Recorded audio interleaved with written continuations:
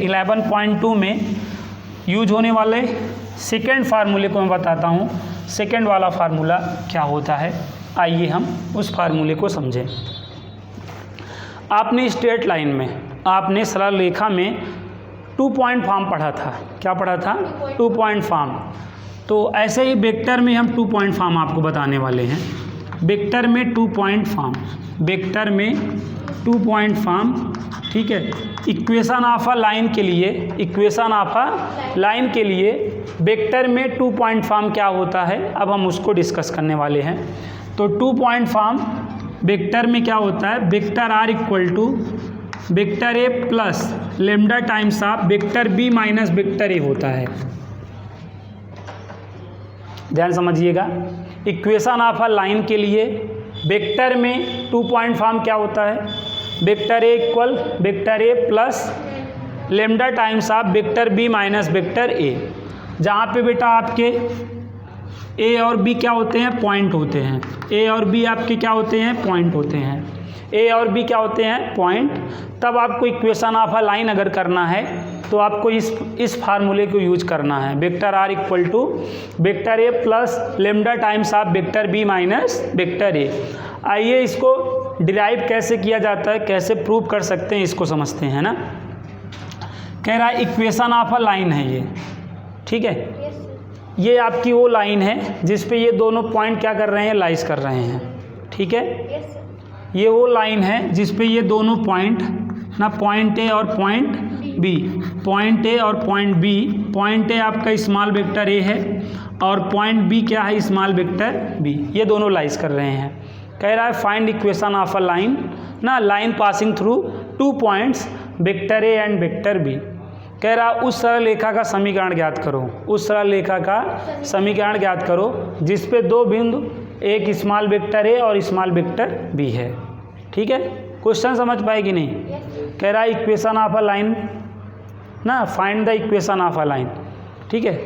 Line का equation find करो जिस पे 2 पॉइंट, किस पे 2 पॉइंट, एक पॉइंट वेक्टर ए और दूसरा पॉइंट वेक्टर बी क्या करता हो, लाइज होता हो, स्थित हो, ठीक है। तो अब आपको इस लाइन का इक्वेशन फाइंड करना है। तो आपको जिस लाइन का इक्वेशन फाइंड करना होता है ना वेक्टर में, उस पर आपको एक जनरल पॉइंट, एक variable point small vector r नहीं मानना पड़ता है, एक जनरल पॉइंट, एक variable point small vector r मानना पड़ता है। बोलिए, मान लिए। अब ये मान लेने पे देखिए क्या हुआ, ध्यान समझिएगा, यहाँ तक आ गया।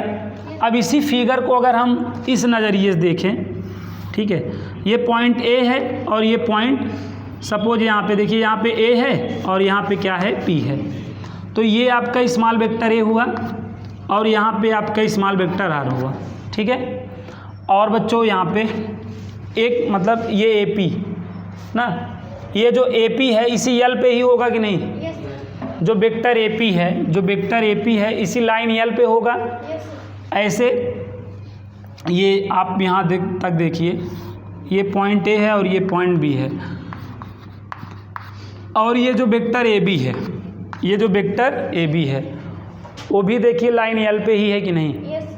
Vector a b, vector a b भी लाइन यल पे है और वेक्टर ए पी भी लाइन यल पे है। अगर 2 वेक्टर एक लाइन पे हैं तो इसका मतलब दोनों एक दूसरे के पैरेलल भी तो हो सकते हैं।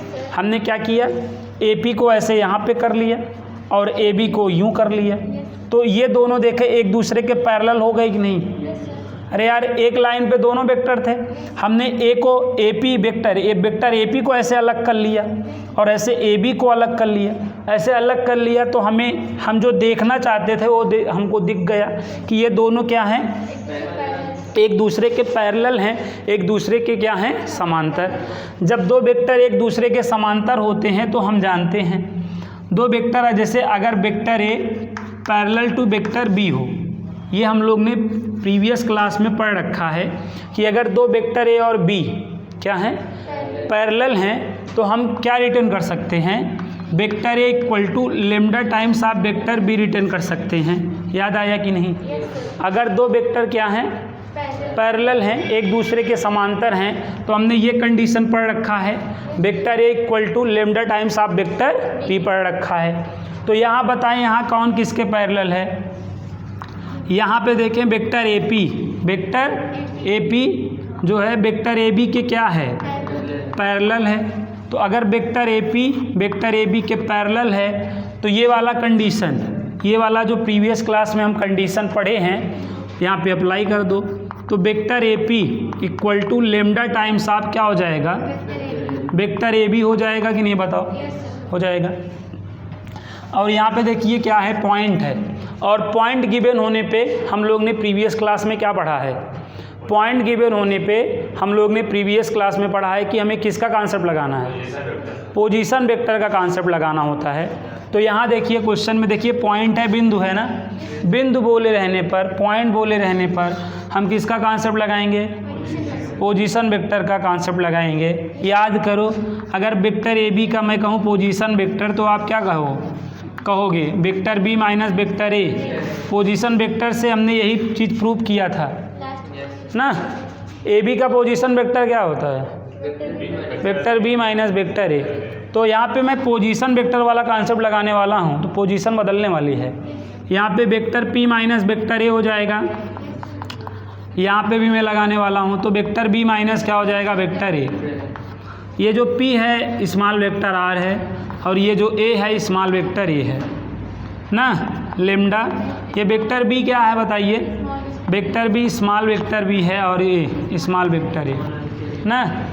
माइनस ए को आर एच एस साइड लेके चले जाओ, माइनस ए को आर एच एस साइड लेके चले जाओ, plus vector a plus lambda times of vector b minus vector a. बोलिए समझ में आया कि नहीं? तो equation of a line in vector form, जब लाइन पे 2 पॉइंट गिवन हो तब क्या इक्वेशन होगा, समझ गए। Vector r equal to vector a plus lambda times of vector b minus vector ए।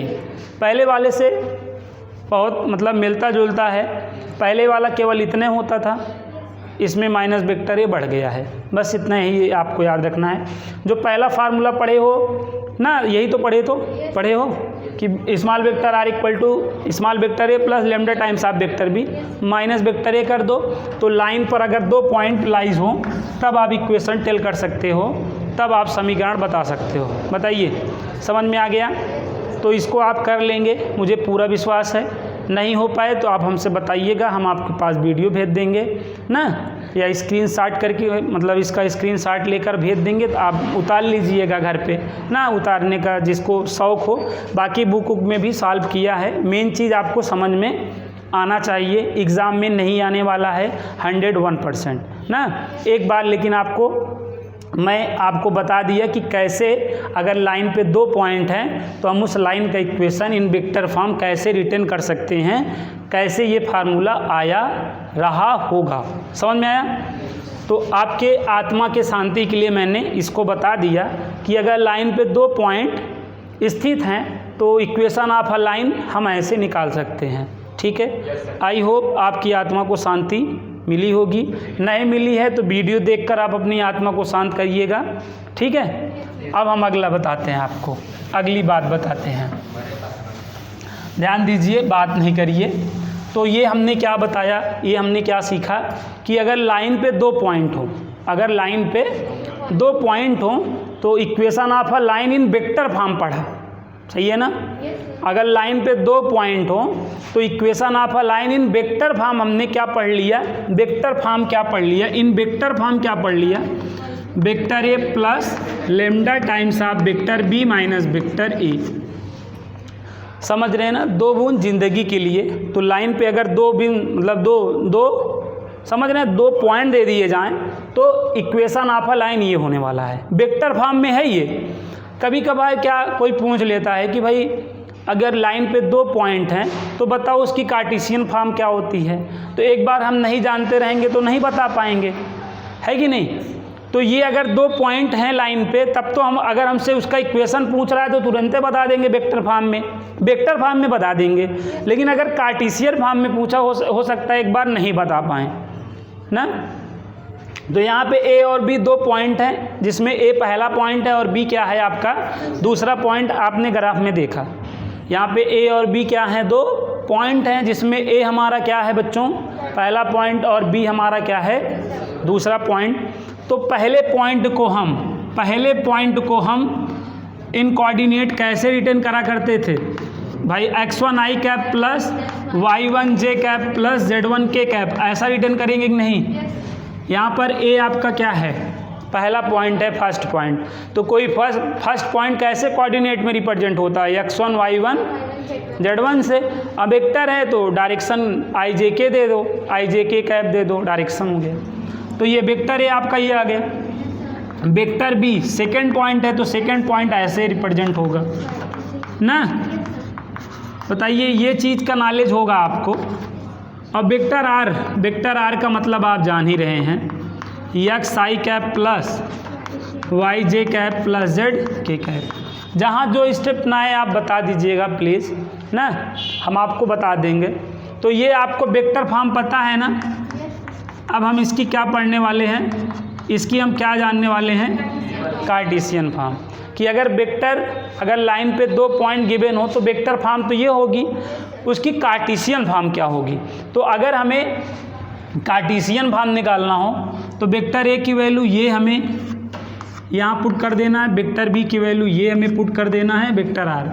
अब यहाँ पे सॉल्व में देखिए ना, वेक्टर आर का मतलब एक्स वाई जेड से होता है कि नहीं, बोलो।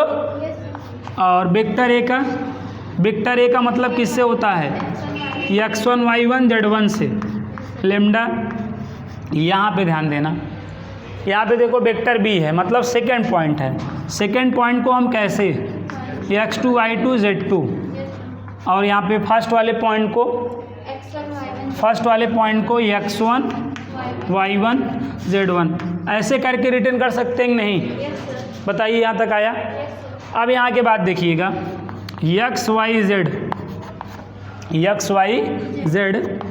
x1 y1 z1, फर्स्ट वाला फर्स्ट में सब्ट्रैक्ट होगा। यहाँ पे देखो सरकारी माइनस है ना, सब्ट्रैक्ट करेगा ये, तो सब्ट्रैक्ट करेगा तो घटा देंगे तो क्या हो जाएगा, x2 माइनस x1, फिर y2 माइनस y1 और z2 माइनस z1।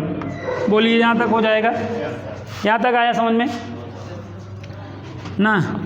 कुछ लोग छापने पे इतने उतारू हैं, छाप के क्या है, वर्ड से वर्ड ले लोगे क्या, आ जाए दोबारा कर लेना तो जान लेना आ गया। उसी से पुष्टि हो जाती है ना कि आप समझे हो।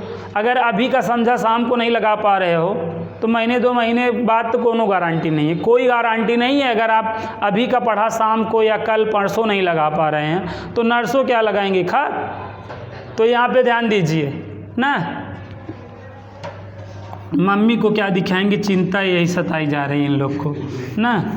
मम्मी को आप दिखाएंगे कुछ ना कुछ, आप टेंशन नहीं लीजिए, मम्मी को बाद में दिखाइएगा। अभी आप देखिए, यहाँ पे आप देखिए क्या करना है, इसको इसके साथ कर लेना है। ये लेमडा इसके साथ भी मल्टीप्लाई करेगा, इसमें भी करेगा और इसमें भी होगा ना। तो ये x1 y1 और z1, ये क्या हो जाएगा, लेमडा x2 माइनस x1, फिर अगर लेमडा y2 माइनस y1, ऐसे लेमडा z2 माइनस z1 जब मल्टीप्लाई करेंगे तो, बोलिए यहाँ तक आया। अब ये x1, ये x वाला x वाले के साथ होगा, y वाला y के साथ होगा और z वाला z के साथ। तो जब x वाला x वाले के साथ करेंगे देखिए, तो x1 plus lambda x2 minus x1 हो जाएगा कि नहीं। फिर ऐसे यहाँ पे कामा लगाएंगे, फिर y1 plus lambda y2 minus y1, z1 plus lambda z2 minus z1 ना। अब यहाँ का फर्स्ट यहाँ के फर्स्ट के इक्वल होगा कि नहीं, यहाँ का सेकंड वाला यहाँ के सेकंड वाले के इक्वल होगा, सही है। यहाँ का फर्स्ट वाला यहाँ के फर्स्ट के इक्वल, यहाँ का सेकंड वाला यहाँ के सेकंड के इक्वल और थर्ड वाला थर्ड के इक्वल। ऊपर मैं इरेज कर रहा हूँ, समझ गए होंगे ऊपर ना, ऊपर आप समझ गए होंगे। अब आपको इसके नीचे कैसे सॉल्व करना है आप देखिए। x इक्वल क्या कर लेना है बच्चों, x equal x1 plus lambda times of x2 minus x1 कर लेना है। x1 को x के बगल कर दो, x minus x1 equal to lambda x2 minus x1, x minus x1 upon क्या हो जाएगा, x2 minus x1 equal to यहाँ लेमडा हो जाएगा ना। ऐसे जब y वाला y के इक्वल करोगे तो क्या मिलेगा, y minus y1 upon y2 minus y1 equal to lambda मिलेगा। और जब z वाला z के इक्वल करोगे तो z minus z1 upon z2 minus z1 equal to lambda मिलेगा। और आप ये जानते हो अगर a बराबर 4 ईयर हो, अगर a की वैल्यू 4 हो, b की वैल्यू 4 हो और c की भी वैल्यू 4 है तो इसका मतलब ये तीनों आपस में क्या हैं, इक्वल हैं, बराबर हैं ना। तो ये जिनमें मैं सर्कल बना रहा हूँ इन तीनों की वैल्यू क्या है, लेमडा। तो ये सर्कल वाले आपस में क्या हुए, बराबर हो गए, इक्वल हो गए। समझ में आया कि नहीं बताओ। तो ये कार्टेशियन फॉर्म है। कब की कार्टेशियन फॉर्म है बताइए, ये कब की कार्टेशियन फॉर्म है, जब लाइन पर 2 पॉइंट हो। अगर लाइन पर 2 पॉइंट हैं तो